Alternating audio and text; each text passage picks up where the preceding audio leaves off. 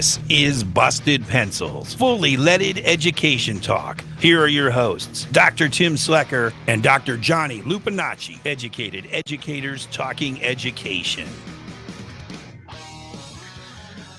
Welcome to Busted Pencils, fully leaded education talk. Educated educators talking education. The number's 855-752-4842.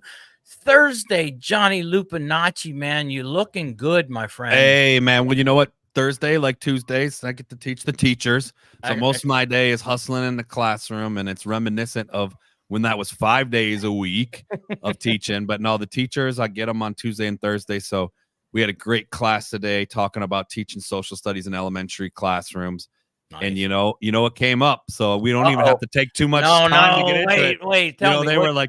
They were like talking about the use of AI on assignments and how hard it was that they could use AI to do some of the learning things we do. But they were like, the prompts that you ask make it kind of more work to use AI than to just respond. And I was like, who paid you to be in my classroom today? Because I am always like kind of beefing with the AI.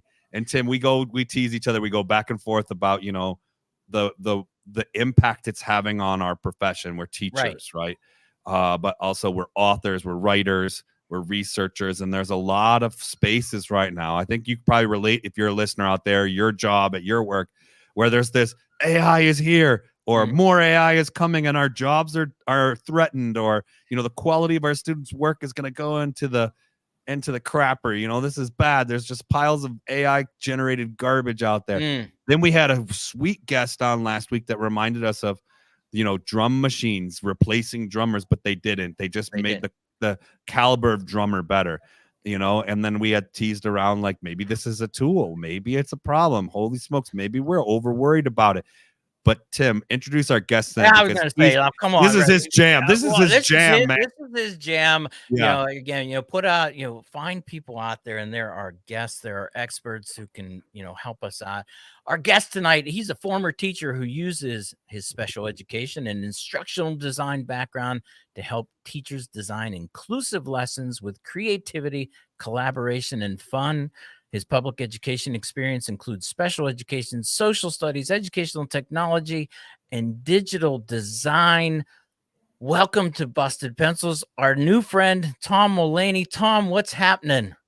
Dr. Johnny, Dr. Tim, it is my pleasure to be here. I am joining you from just outside of Philadelphia.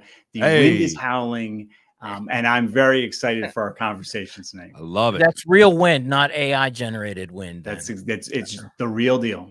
Okay, so Johnny, social media, it's where you meet a lot of people nowadays, and I came across Tom putting out some stuff, and I said, awesome, man, stuff. We talked about it, and I was like, hey, man, I got to have you on the show. And I admitted that I'm kind of more in the pro AI from a teaching and learning standpoint. I could see its use. I can see it. Tom's more on the cautious side, I think, Johnny, but you know what? Great piece. Check out, though, tommullaney.com. You can see this out. But Tom, let's start, though, with this piece, because I think this is great. You wrote a blog, AI Vocabulary for Teachers. Yep. And the whole idea of, so in fact, the very first one on the term there, let's talk about it right away. Artificial intelligence is a marketing term. It's not a noun.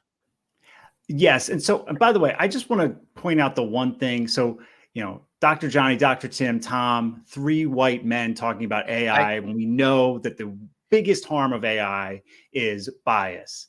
I will say I have a different blog post where I talk about the AI experts I lean on, and that's definitely more representative of the country and of the people harmed by AI than our little confab tonight. Right. I just want to let's just acknowledge. No. In fact, that piece though too, Tom, I'm thinking, we might have an appearance number 2 from Tom Mullaney in the future, because I think that piece is absolutely powerful, where you really lean into, experts out there in the field. So great there. But tell me about, artificial intelligence. I'm running it around as if it's just like that's the accurate term for what's happening. And you're kind of like, no, it's a marketing term. It is a marketing term. And I lean a lot on one of those experts, Dr. Emily M. Bender. She's a computational linguist in University of Washington. And my background, I love educational technology. I had a lot of fun with it. And this is the first time, playing with Google Docs or FigJam. I'm all up with Figma and FigJam. I love them. And this is the first time that I've ever had a technology for the classroom where it's, oh, hey, just so you know, it amplifies bias and it's and the inaccuracies, and there's umpteen other harms which we can get into. And so that made me really say, hey, I'm not going to be promoting this. I'm not even going to talk about it. I'm just going to read about it. And so I didn't even comment publicly really about it until February of 2024. And during that time, I actually did try to comment at a get together, a meeting of folks in May 2023, where I expressed some reservations, and that went over not well. And so that kind of like, all right, keep your mouth shut. But that the blessing is I got to learn and read before I said anything publicly. And so Dr. Bender talks about, it's basically a field of computer science that's been around since the 50s. It's a wishful mnemonic where the people who create it kind of name it what they wish it did rather than what it does. So remember, large language models, image generators, they're neither artificial nor intelligent. They have no intelligence whatsoever. We can get into that as well.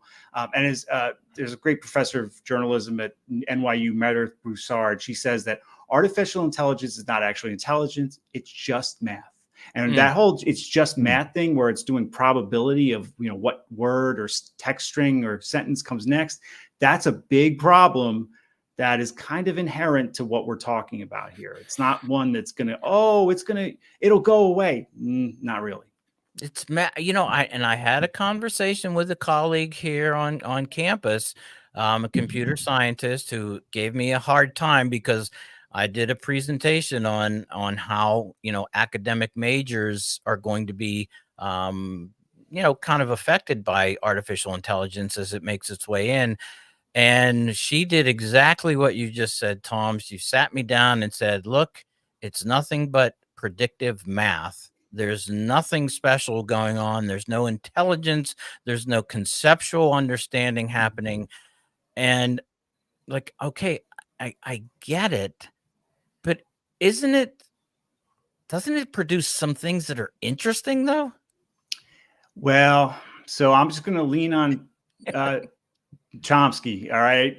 Chomsky calls ChatGPT a plagiarism machine. It's really all it's just taking text from somewhere else and just spitting it back out. I don't know if it was Sarah Silverman, some comedian said maybe it was Justine Bateman. It's just taking all of these things that have been created and just kind of slicing and dicing them and spitting them back out. There's Dr. Bender says it might as well be a magic 8-ball for all the connection it has to reality. And that's a real big problem. Well, two problems. One, people are talking about, by the time high school kids graduate, I've heard this, it's going to be 1 billion times more intelligent than humans, which based on what? Based on that is why not twice as intelligent? Why not 2 billion times as intelligent? It's based on nothing. And there is just no intelligence there. As I like to say, my cat Fred and your pets at home are infinitely smarter than ChatGPT because they have actual intelligence.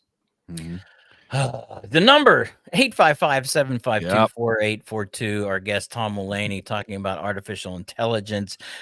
Check out all of his work at tommullaney.com. But we kind of got into this AI vocabulary for teachers and making sure, and we just right away on the very first term, artificial intelligence. Hey, nothing artificial and nothing intelligent about it. Right. Say more of a trade name.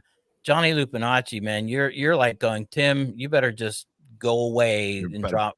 Pack it up, man. Pack it up. No, I love this. We'll get back into it when we come back. But I love this because I actually, over 15, 20 years ago, at science technology studies conferences and philosophies of science and really thinking about this, heard, experts in the field talking about how AI was the next stage of human evolution. And it's just then biologists were like, that's impossible though, because you're really making a leap here that's biologically impossible, right? Remember, these are computer programs that only know as much as they're told. And there just happens to be a whole lot of text to mine that appears or presents itself as thinking, but it's not thinking, right? And so Tom's kind of helping us parse that out. And we can get into the vocabulary, right? We can talk about like what are some of these key terms. But I want to bring it back to like, so here we're talking about like teaching in schools. We've heard, oh no, teachers are going to be replaced by AI, or the quality of our students' work is going to be all suspect to, is it generated in AI, and how are these tools ruining learning, right? And so bringing it to our listeners is like, it comes up more than I'd like, Tim. For a few years, I'm like, could this AI thing go away already? But it's here, and it's kind of popular discourse. But Tom has some really interesting stuff to say about that. Well, so one of the things that I've heard this so often, I've heard in education, you won't be replaced by AI, but you might be replaced by a human who uses AI. And what I just want to remind everyone, predictions, and that's actually in my vocabulary blog post, predictions are not facts. Facts are facts. And you should, as a school district or a classroom teacher, just make your decisions based on facts. Someone says, oh, I know what's going to happen in the future. As best I understand, they're not Marty McFly, they're not Doc Brown. Go with what is factual. Okay. Now, as far as will student writing being affected, of course, we can get into, a lot of people say, hey, we have to innovate. So let ChatGPT through your firewall. I would say, getting through your firewall as a school district is a privilege, and you may want to evaluate OpenAI's business practices, how they treat their workers in Kenya, how they treat the creatives who they're hoovering up all their creative material, and say, hey, does that align with our school and our mission and our values? And maybe have a conversation with students. It's not that we don't trust you. We don't trust this huge tech giant that is doing some things that don't align with our values. So you can definitely have that conversation. I think it is tricky as far as if there's a ton of value in having students write. At the same time, homework has always been problematic. So maybe if they're writing in school, things like that, that's something to consider. And also there are some times where there's so many other ways to create things for assessment to show what you've learned. So maybe it doesn't always have to be written work. Our guest, Tom Mullaney, talking about artificial intelligence vocabulary. We're stuck on just the one term, artificial intelligence. We can't seem to get off it. Busted Pencils, fully leaded education talk, 855-752-4842. Yeah, come on, give us a call. I need some help out there, people. I'm feeling teamed up on. Man, more Busted Pencils when we get back.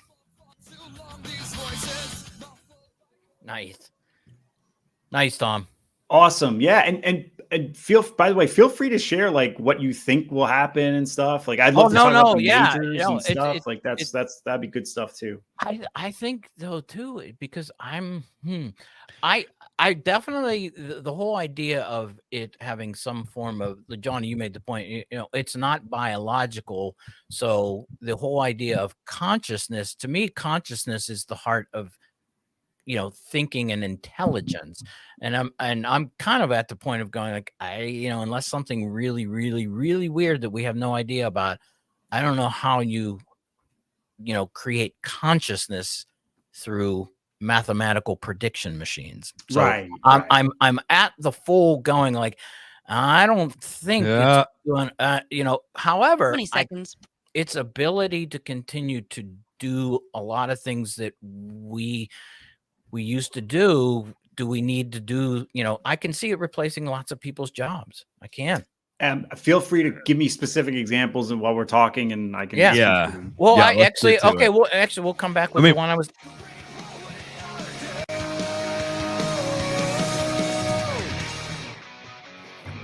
Busted Pencils, fully leaded education talk, educated educators talking education. The number is 855-752-4842. Our guest tonight, Tom Mullaney, artificial intelligence in the classroom, special education, social studies teacher, instructional designer. jumping on the Johnny Lupinacci bandwagon and beating me up over the artificial intelligence. All right, you challenged me then, Tom, during the commercial break to, I said, but I do worry about and I don't say worry, I could see it replacing people's jobs. And you were like, okay, well, give me one. And I'd say, so an example here is that now this is a tool, this isn't generative, and we can be specific about that, but I found a tool that can take all of the audio from this show that we're doing, all of the video from this show that we're doing, and could, within 20 minutes of it's an hour-long show, can create all of the video clips, all of the transcription, all of the Twitter marketing feeds, and put it together for me so that I can then take all of that and do all of the posting, all of the promotion of the show. That's a job that somebody has to do. And I said, doing it manually, sitting down and cutting out the individual segments that I think are great, finding the audio, isolating that's a full-time job. The person who does do that, though, tell me then how their job isn't going to be potentially at risk by a tool like I found that can do that in 20 minutes. Okay, so that does not strike me as generative AI, where it's, you put a prompt in and the training it takes from its training data.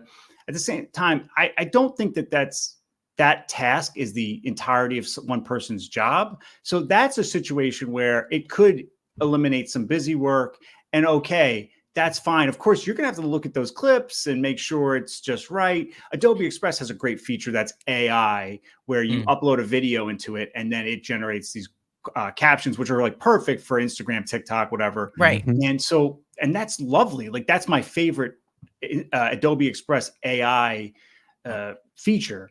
Now, I want you to think about creative people. There's a really great artist. Her name's Carla Ortiz. She's done a lot of conceptual work for movies.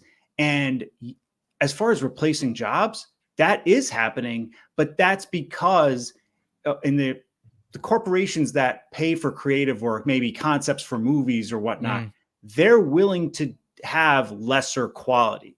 These jobs won't go away because people want synthetic content. That's not going to be the reason. These jobs could go away because corporations want to spend less money and have less quality. And I'll give you another example. So you talked about editing, right? So think about any movie you've watched, any film. The editing is an art unto itself. And if that gets farmed out to artificial intelligence, and that's, I saw a lot of stuff with Sora, and let's be honest, Sora is a glorified screensaver. The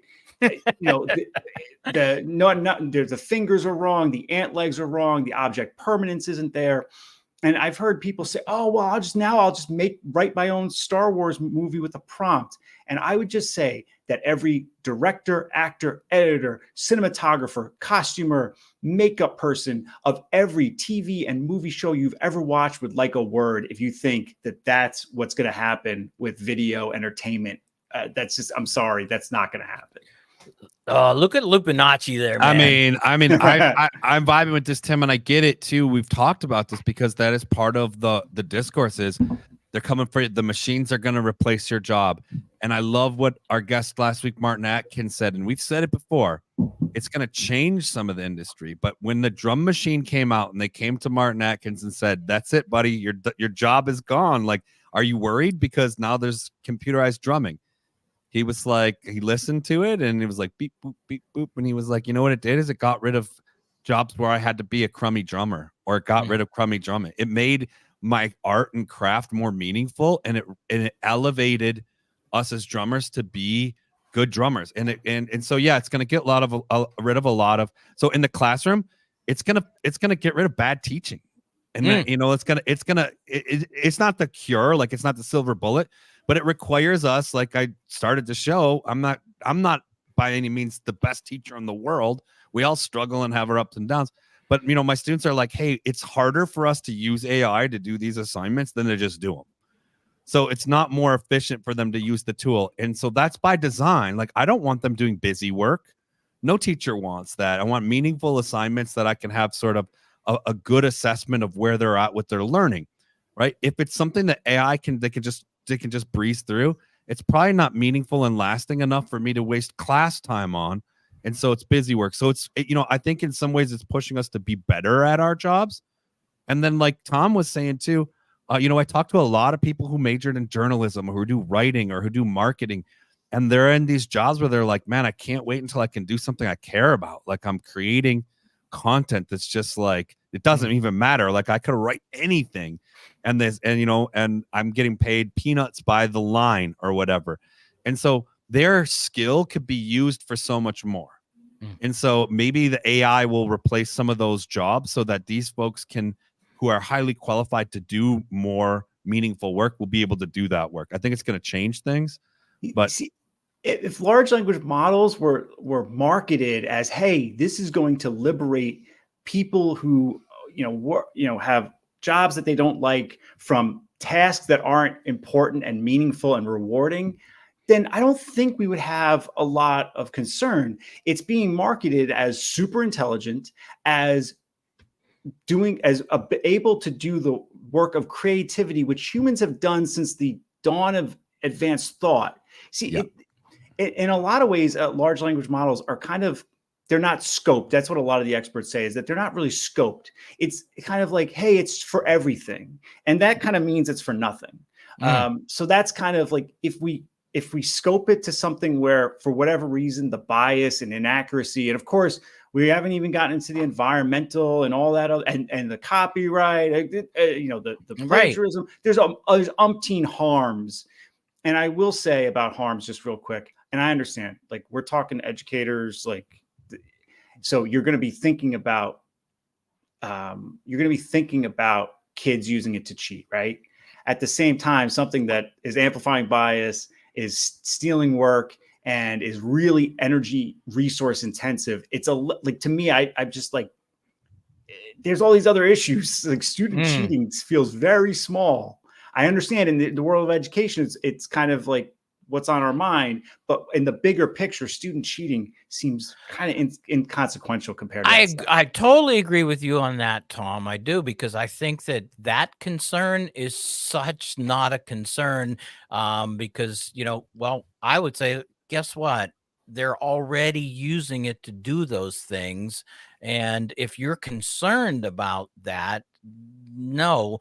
Now, I think what we're talking about, though, should we be, maybe this is the question, until we're coming up on the next break, maybe this is a question to ponder as we come into this, but shouldn't we be teaching students everything that we're talking about here right now? And wouldn't we need to do that by showing them large language models and bringing them into the classrooms so that they can have these experiences that you're talking about, Tom? And you're talking about, the energy used to create these large language models. How do we explain that to them if we don't give it to them, give them the opportunity to mess around with it, to play with it? So that's kind of where I'm coming from. Our guest is Tom Mullaney, special educator, social studies teacher, instructional designer, awesome person, TomMullaney.com. Artificial intelligence. Slekar's taking some hits tonight. Give us a call when we get back. Hey, how long do we have? We have like 4 minutes. This is a good time if you need a bathroom break or anything. I just need to address my little man Fred is like very, very, he wants my attention. So I want to we got like 4 minutes. I'll be right back. Come on, Freddie. Oh, Fred, come on. You silly, silly man. Oh man, that's cute. I love that. I know. It's just. I was wondering. I was like, "Is Fred a human?" And then that's what I was wondering. Fred is a creature of some sort, I think. Hey, Tim, we got to bring back in this where he started. I think it's really good too. Is like, hey man, but AI, it can like fix all the problems, right? Like, how can a machine have bias? Like, how can a machine be, in fact, race purporting racism or sexism? Like, can it do that? Like. I thought the whole marketing pitch was it's going to correct our human errors. Yeah. Hey, man. No, yeah, we can bring it back. Because he's got some really interesting. He's got great stuff. I mean, it's and all of the other blog posts he's talking about it's incredible with all of these AI experts, and he has all of their YouTubes, all assembled together where you can hear them. I mean, like for me, in that sense, we should be teaching students about what, people like Tom and other people are saying, So yeah, what does it, how does how does a non-living thing, we were just talking, Tom, the possibility of bringing back in the bias thing, because I can hear some people going, it's non-living, well, and that's how can it be biased? And that's part of the pitch I get all the time is, here's this tool that's going to fix our human error. Like it's not going to perpetuate racism or sexism. Like, we have this solution. The mechanized computer will have no bias, but like Tom's stuff saying, hold on, this actually shows a lot of bias right now. Yeah. Well, because you say, it's just like, who created the large language models? Where is most of the quote language? You say, and where does it learn? Well, it had to learn from us, and we're not great people. True. No, but I say like all of this is just teaching, and it's there. And then the other part, though, Tom, too, is that what do you do to teachers who are saying, I see it as the future and I love it, and I just, I want to continue to use it in my classroom. I think there's that part, or the conversation of, it ain't going away, it ain't gonna uninvent itself. I think it's okay. So tell me more. Like, what's that about? Like, yeah. No, I just thought, like, all these, you said it's so rich and so deep and so complex. I just think right now the conversation in K-12 is just focused on hype. It's okay. all operating with the misunderstanding of what large language models do. It really is. We're way too far ahead of where we should be in imagining. So yeah. No, it's because it's kind of exciting. I had a superintendent say, he's like, I don't write emails anymore. He's like, because I have ChatGPT write my emails. I would love to speak to that, but bring that stuff up, Tim. I love that. Yeah. This is superintendent, and he's just like, this is great, because I spend a lot of time writing, what are emails that have to be written, but 1 minute. And I've used it too. And I would say, Tom, I used Chat GPT. I pay for 4, and I created my own personal editor. And I've been feeding it a lot of almost every blog I've ever written. I've been, teaching it to write like me. And I've had people read the stuff it's produced, and they've said, like, what do you mean that wasn't you? I said, no, that was my artificial intelligence editor. Yeah. Okay. Yeah. I'm happy to talk to. No. Right. I just say as we're talking, because the other part 20 seconds. Is anybody actually on the live feeds can still hear us talking. Oh, that's awesome. That's great. Yeah. So about my cat, we were wondering what Fred, what Fred, if Fred had fur or. You might see him. He's a real ginger. Yeah, both he and Hazel. Oh boy. Oh yeah, help is on the way for somebody. I think me. Busted Pencils. Fully leaded education talk. Educated educators talking education. Our guest, Tom Mullaney, educator, instructional designer, artificial intelligence expert. 855-752-4842. Really critic. I say critic. I was waiting for you to put in there as a critic. All right. So, Tom, okay, we need to be hesitant. We should be concerned. It's not going to do these things. Before I want to give you the superintendent example, I was saying, though, let you say artificial intelligence maybe isn't the best thing to call it. I got to give you an opportunity to go with the acronym SALAMI. Why is SALAMI a better reference to artificial intelligence? All right. So this is from a computer scientist and former member of Italy's parliament. His name is Stefano Quintarelli. Okay, got it. And Quintarelli says instead of AI, call it SALAMI, systematic approaches to learning algorithms and machine inferences. I'm happy I have that in front of me. I can never memorize it. And what Quentin Relli says is that if we start, instead of using AI, say SALAMI, so when we ask questions, so will SALAMI have emotions? Will SALAMI acquire personality? And I've heard people say in the K-12 space, AI will have emotions and values and judgment. Again, will SALAMI have that? It won't. Can you possibly fall in love with a SALAMI, right? So anyway, that is just a little bit better as far as, especially with the anthropomorphization. Right. I think Emily Bender has a great one. She says, it's automation. And actually what the editing example you talked about, that's automation to me. That's what that sounds like. Pattern recognition. And then another one, which to me is great for large language models and for image generators, synthetic media extruding machines. That one to me is precise. I love that one. That is, yeah, I can see that.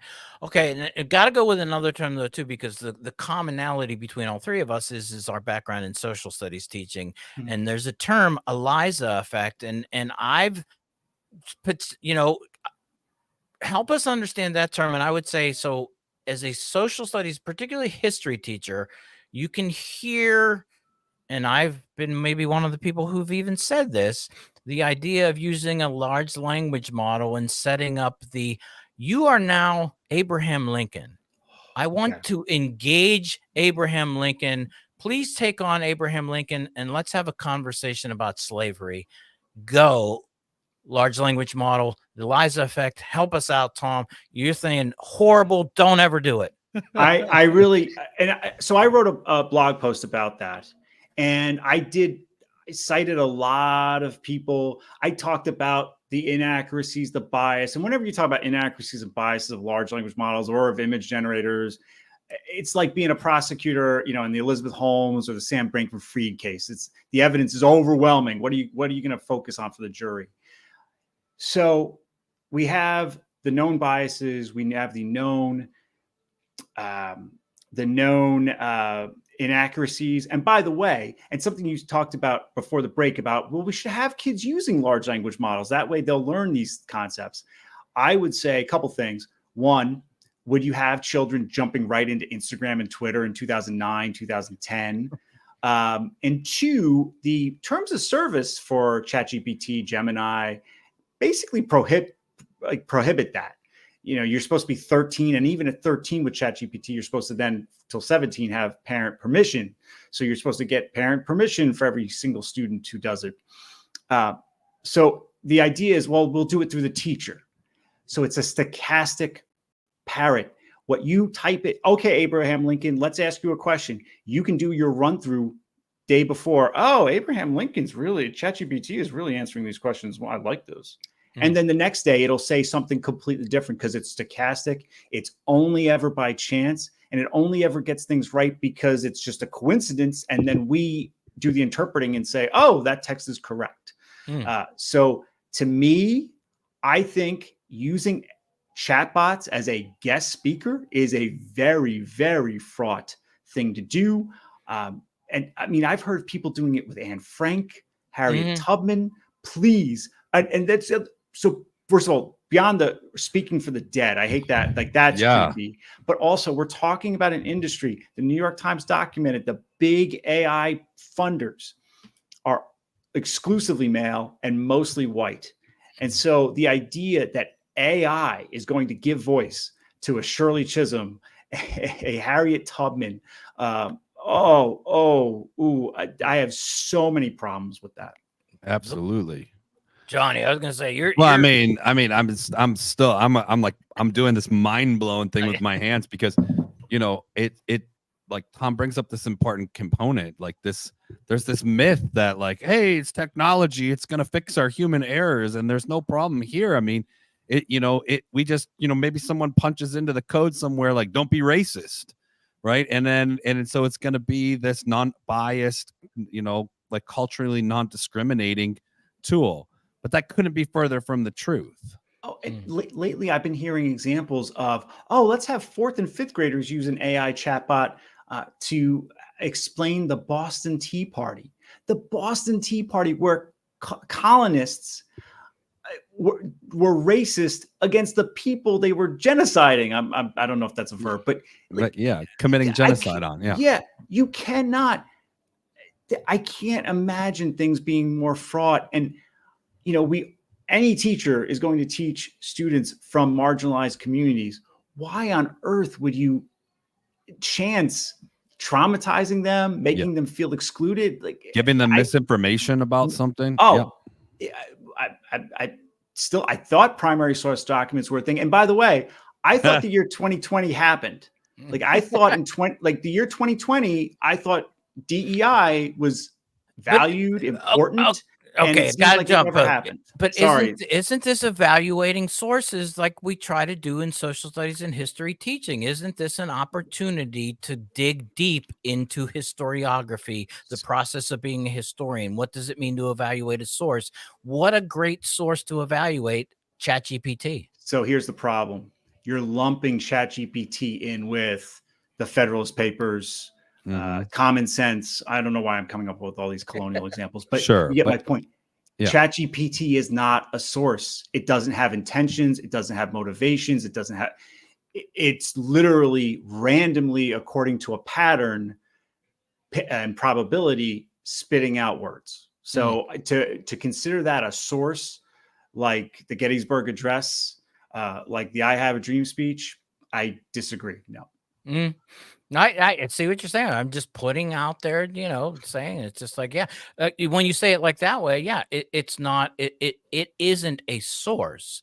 It is potentially drawing on sources to come up with the information. But as you said, the probability that it might not draw on the correct source, or it may even create its own source, which we know it does, which again, going back to the terms though, too, Tom, explain hallucinations then.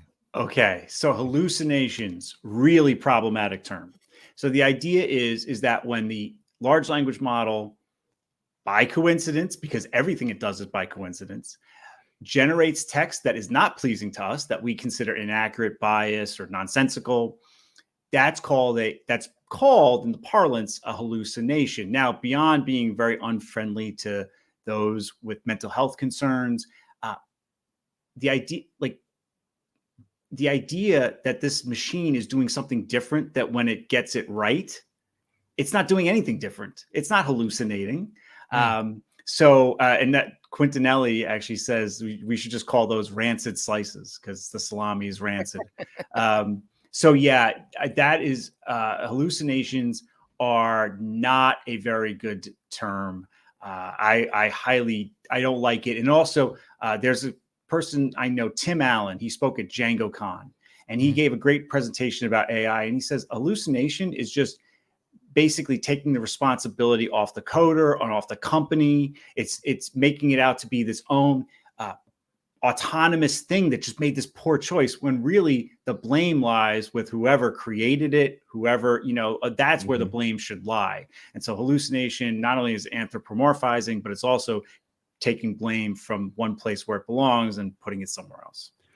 So, hey, before we run out of time with Tom, though, I got to ask this because now I'm on this and I love this because, Tom is a critic and I love the sense he's a critic. He's negating and creating. He's like not just picking on AI, but he's really kind of getting into like, here's how we can understand its uses and be more empowered as it's in our lives and classrooms.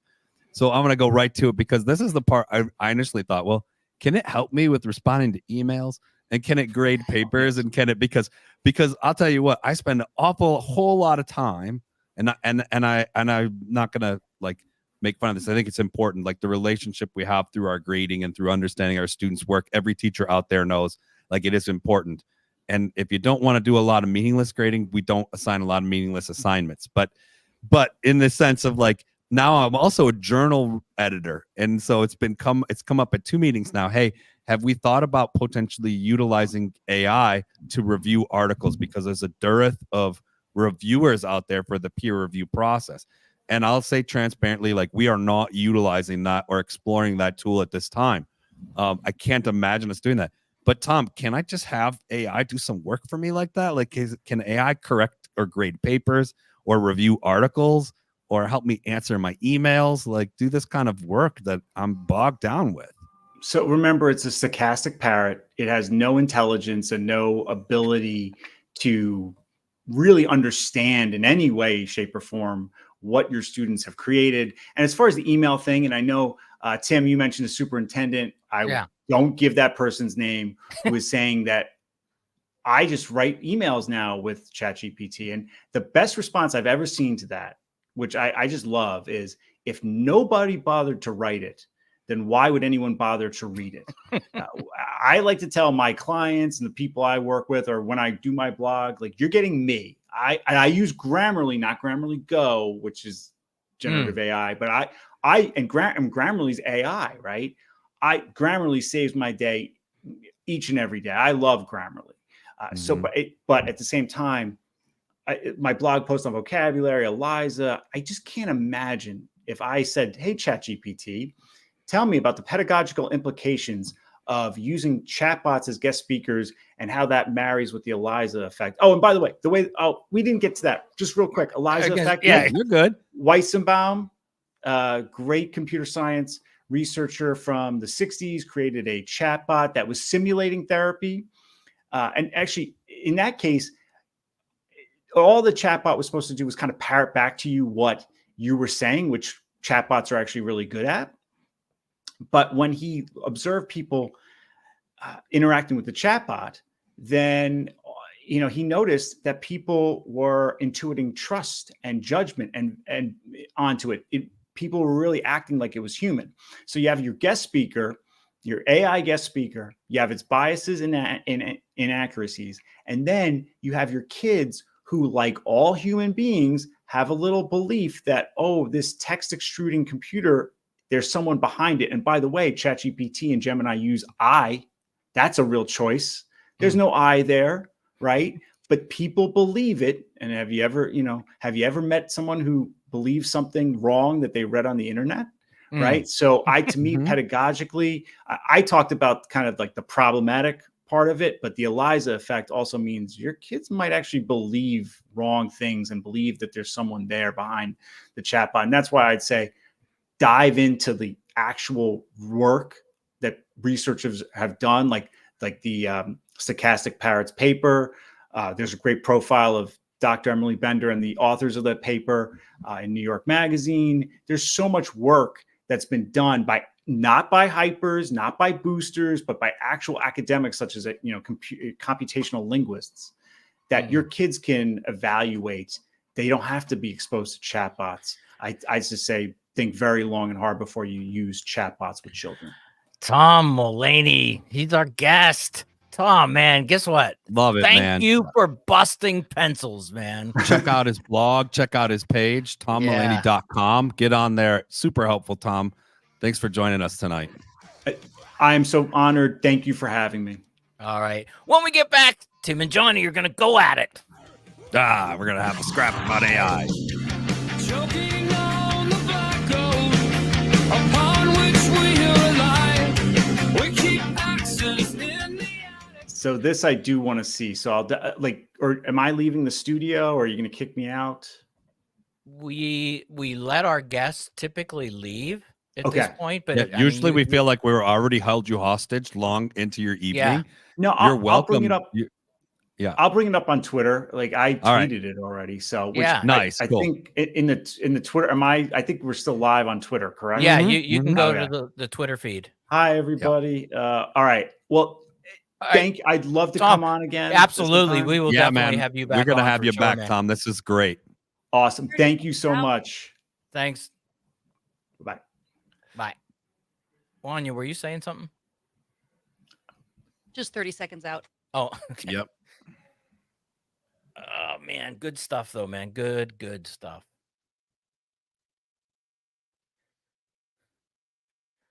Yes, and I didn't get throttled at all tonight on the internet. Weird, huh? You sound great. The mics that we have here in our department, as we're figuring out the slight bumps in the road about what I can use and what's, what's also in, and it helps that we're in transition between deans right now. So it's sort of like there's all kinds of competing for resources.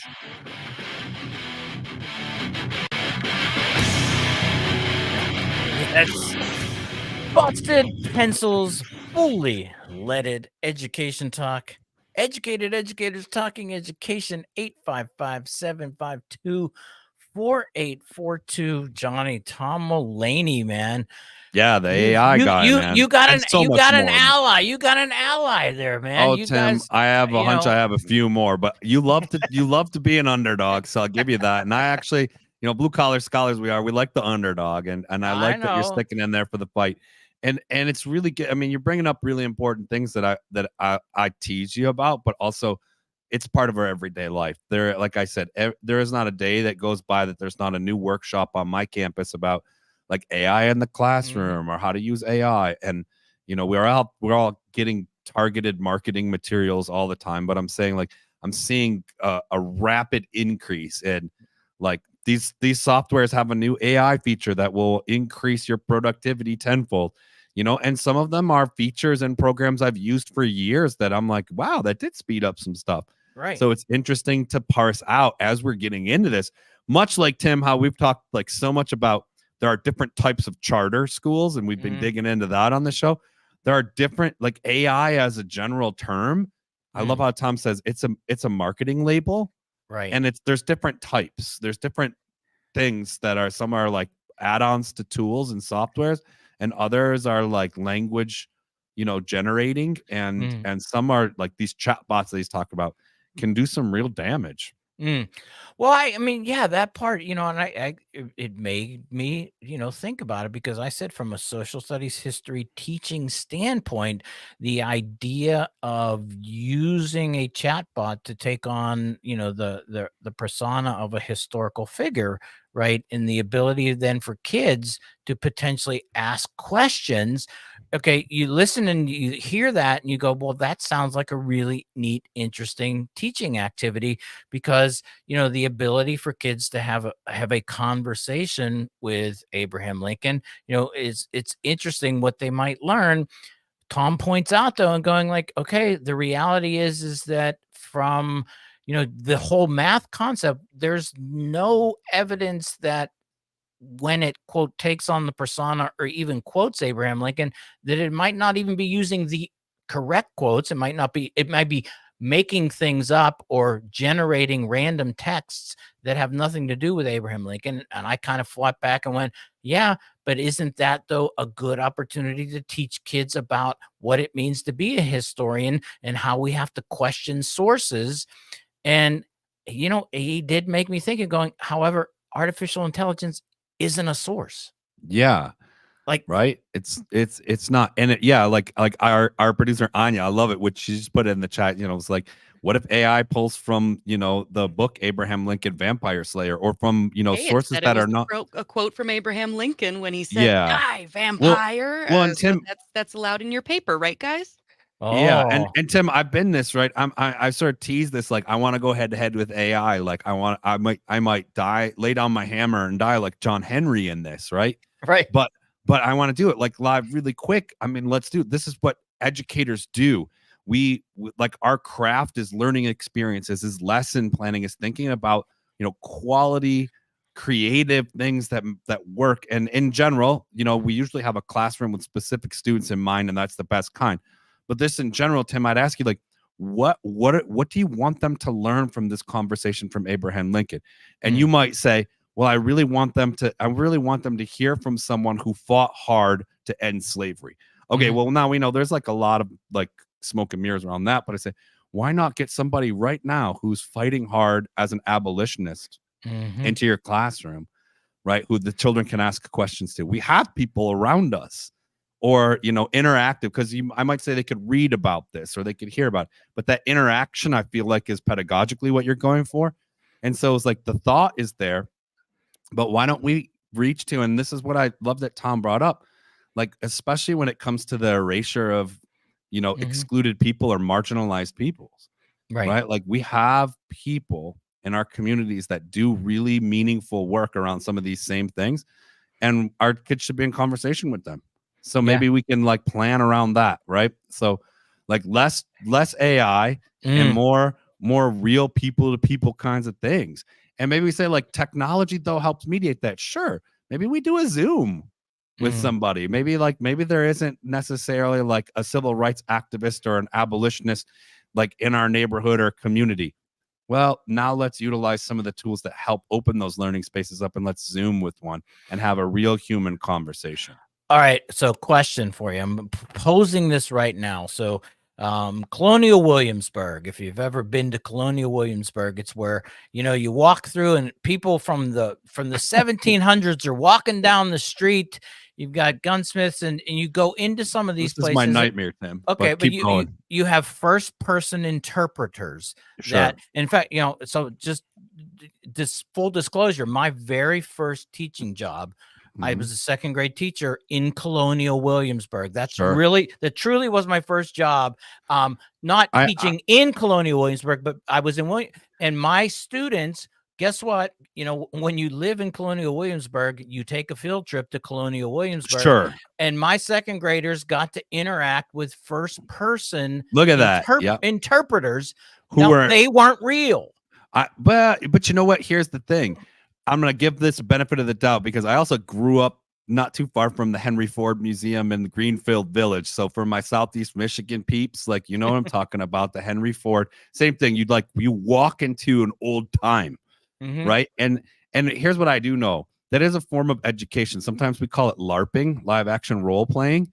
But there are historians who have informed people. Sure, they can go off script and be like, "Hey, kids, this is how we did blacksmithing back when the dinosaurs lived with us." But in general, those people have a role and responsibility to be historically accurate within some boundaries, right? And so I think there's some validity to those experiences. And again, I don't think they can be chat bot trust. It's not. I don't think I could turn that over to a chat bot or to AI.